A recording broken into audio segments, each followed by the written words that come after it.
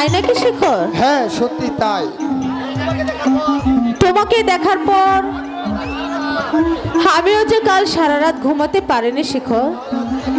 তাহলে আর দিদা কিসের, চলো।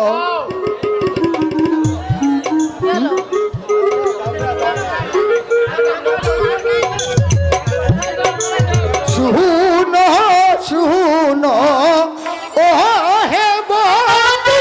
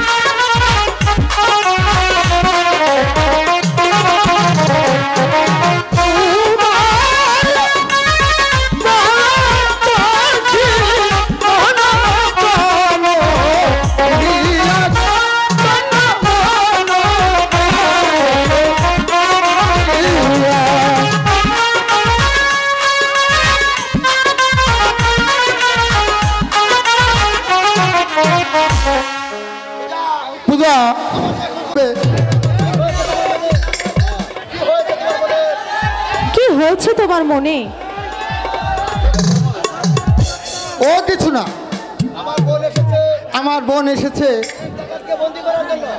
এক ডাকাতকে বন্দী করার জন্য। কিন্তু আমার জানা মতে এখানে তো কোনো ডাকাত থাকে না। কি বলছো তুমি? এখানে কোনো ডাকাতি থাকে না? তাহলে কেন আমার বোনকে পাঠানো হলো? এই বিষয়ে যে আমার জানতেই হবে। আমি আসি পূজা, তোমার সাথে আবার দেখা হবে পূজা। ঠিক আছে বন্ধু, তুমি যাও যাও, আমিও বাড়ি ফিরে যাই।